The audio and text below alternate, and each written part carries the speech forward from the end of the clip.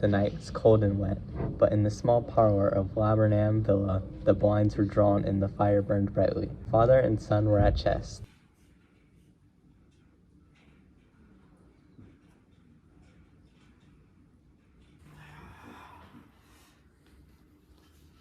Hark at the wind. I'm listening. Check. I'd hardly think he'd come tonight. Mate. That's the worst of living so far out. Of all the beastly, slushy, out-of-the-way places to live, this is the worst. Pathways a bog, the roads a torrent. I don't know what people are thinking about. I suppose because there are only 2 houses on the road, they think it doesn't matter. Never mind, dear. You'll win the next one.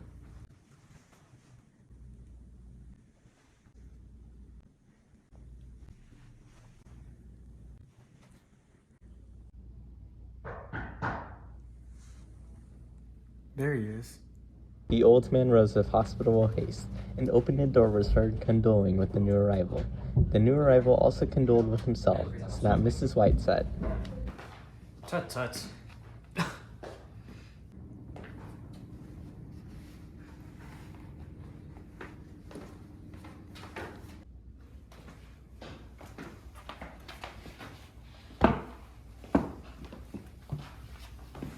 Appreciate it. Everybody, Sergeant Major Morris.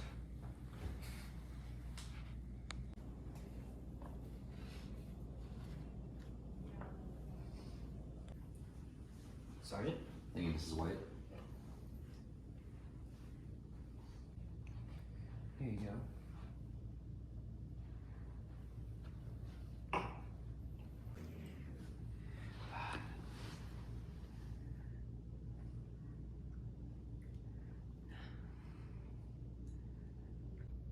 "21 years of it. He used to be a little slip of youth in the warehouse. Now look at him. He don't look to have taken much harm. I'd like to go to India myself one day. You know, take a look around. Better where you are. I should like to see the old temples, fakirs, and jugglers. What was that you were telling me the other day about a monkey's paw, Morris? Nothing. Leastways, nothing worth hearing. A monkey's paw? Well, it's just a bit of what you might call magic, perhaps. To look at. It's just an ordinary little paw dragged to a mummy.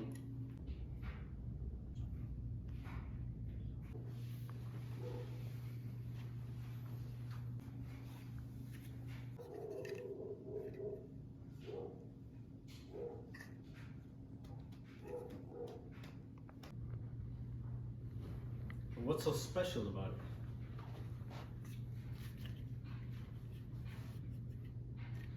It had been put a spell on by an old fakir, a holy man.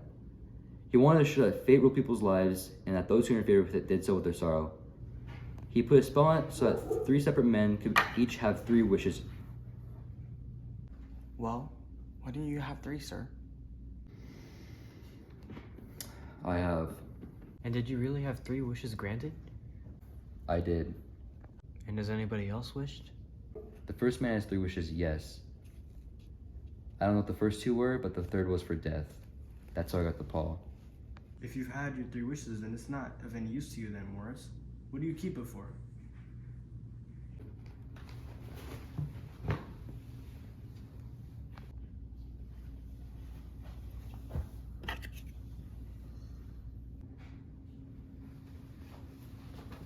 Better let it burn. Wait. If you don't want it then, Morris, give it to me. I won't! If you decide to keep it, don't blame me for what happens. Pitch in the fire like a sensible man. How do you do it? Hold up with your right hand and wish aloud. But I warn you of the consequences. Sounds like the Arabian Nights. If you must wish, wish for something sensible. If the tale of the monkey paw is not as truthful as he says it to be, then we shall not make much out of it.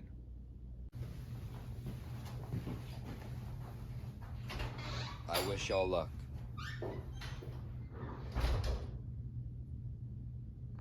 Did you give him anything for it, Father? A trifle. He didn't want it, but I made him take it. and he pressed me to throw it away. Likely. We're going to be rich, famous, and happy. Wish to be an emperor, father. Then, you can't be henpecked.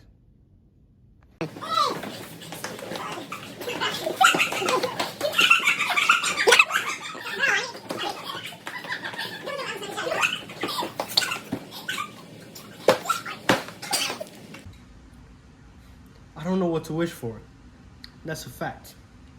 Seems like I have everything I want. Well, why don't you just pay off the house loans? It'll make you much happier. Let's say you wish for 200 pounds. Why not try it? I wish for 200 pounds. Ah! What's wrong? What's wrong, father? It moved. As I wished, it moved like a snake. Well, I don't see the money. And I bet I will never see it.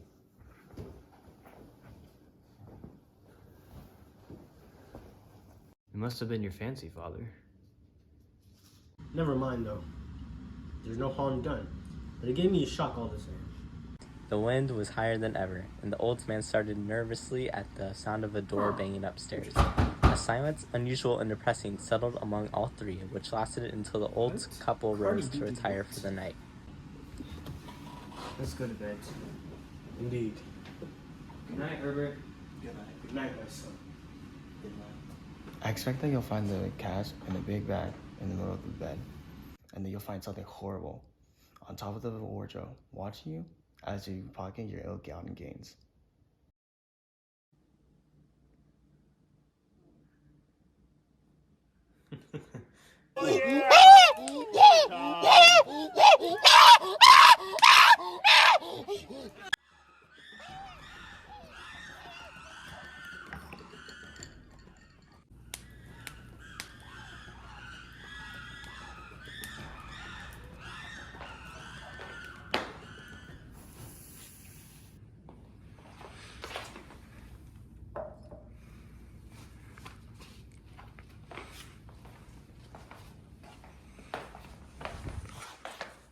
His hand grasped the monkey's paw, and with a little shiver he wiped his hand on his coat and went up to bed.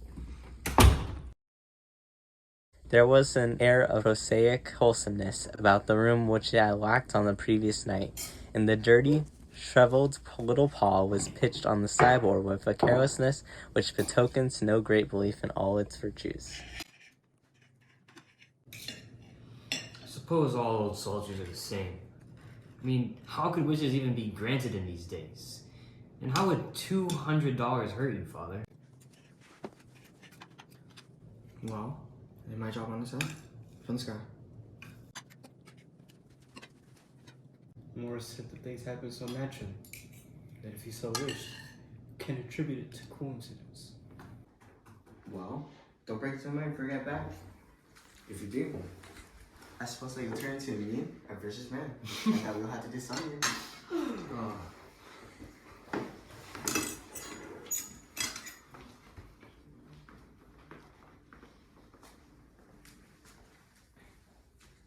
Bye, honey.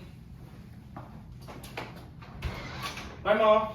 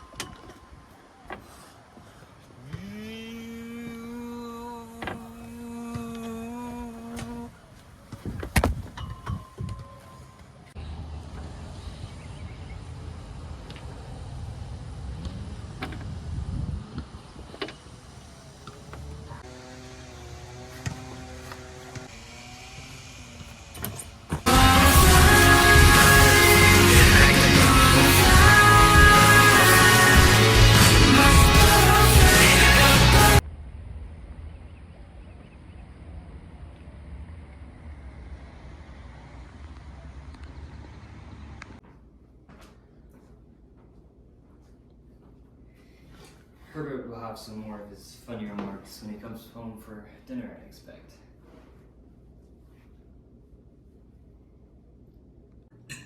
I dare say. But for all that, the thing moved in my hand. That I'll swear to. You thought it did. I say it did. There's no thought behind it. It had just... What's wrong? His wife made no reply. She was watching the mysterious movements of a man outside.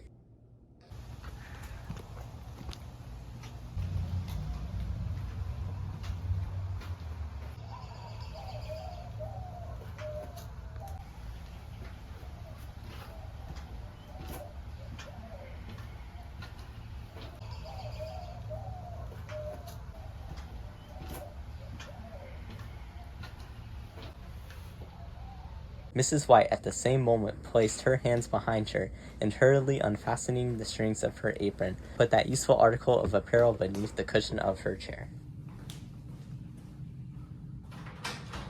Oh, hello. Come on in.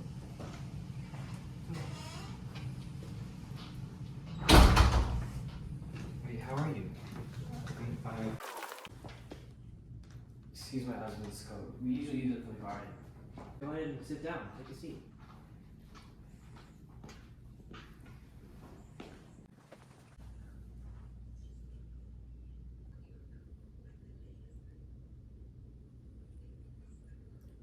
I was asked to call.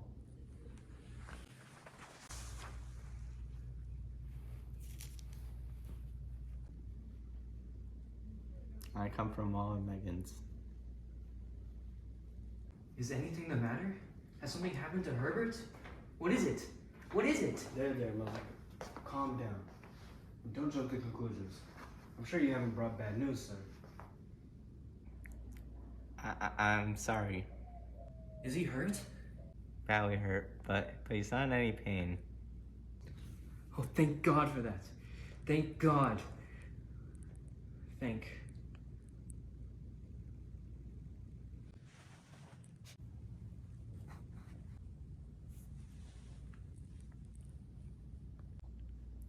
He fell off the skyscraper. Fell off the skyscraper? Yes. He was the only one left to us. It's hard. The firm wished me to convey their sincere apologies towards you and your great loss. I hope you understand that I'm merely just a servant and obeying orders. I was told Mom and Megan to deny all responsibility. They hold no liability, but in consideration of your son's services, they are offering a small compensation. How much? 200 pounds. Ah!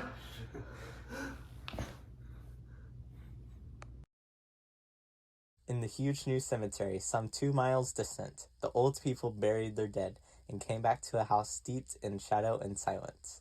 It was all over so quickly that at first they could hardly realize it, and remained in a state of expectation as though it was something else to happen, something else which was to lighten this load, too heavy for old hearts to bear. But the days passed, and expectation gave place to resignation. The hopeless resignation of the old sometimes was called apathy. Sometimes they hardly exchanged a word, for now they had nothing to talk about, and their days were long to weariness.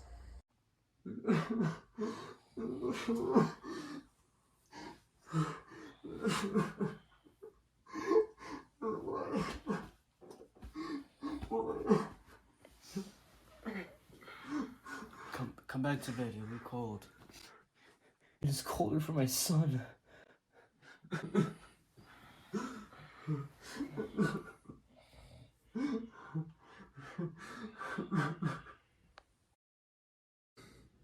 The paw! The monkey's paw! Where is it? I What's want the it. matter? Did you not destroy it?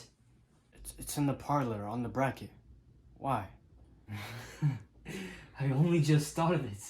Why haven't you thought of it before? Why haven't I? Think of what? The other 2 wishes. We've only had one. Is that not enough? We can do one more. Just go down and get it. Good God, you are mad. Get it. Get it. Get it quickly. My boy. My boy. Get back to bed. You don't know what you are saying. We had the first wish granted. Why not another? A coincidence. Go and get it and wish. He has been dead 10 days, and besides, I would not tell you else, but I could only recognize him by his clothing. If he was too terrible for you to see then, how now? Bring him back. Do you think I would fear the child that I have nursed? Fine.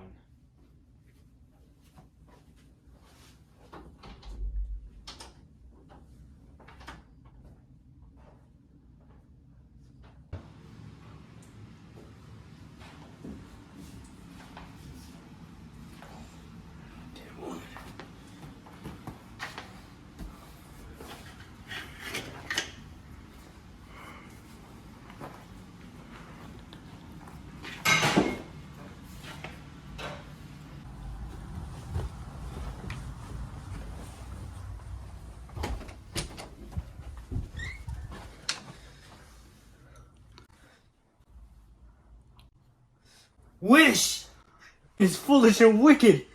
Wish again! I wish my son alive again.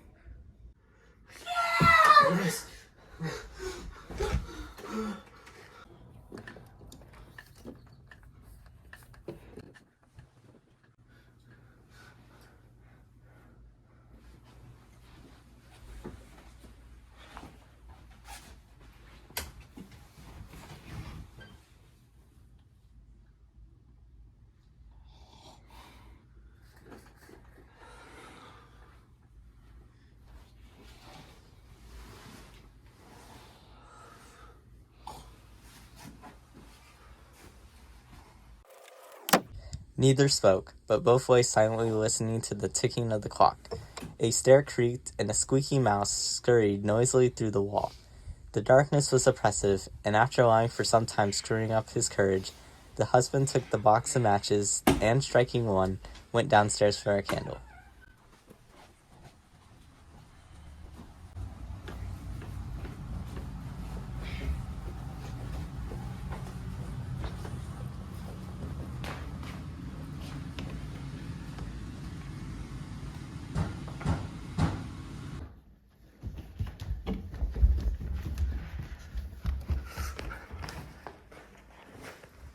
What's that? A rat. It's just a rat. I saw it scurry past my feet.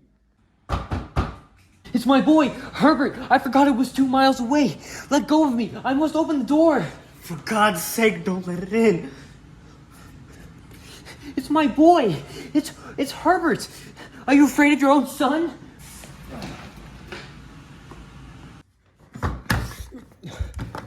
Help me. I can't open it. Where is it? Where is it? My last wish.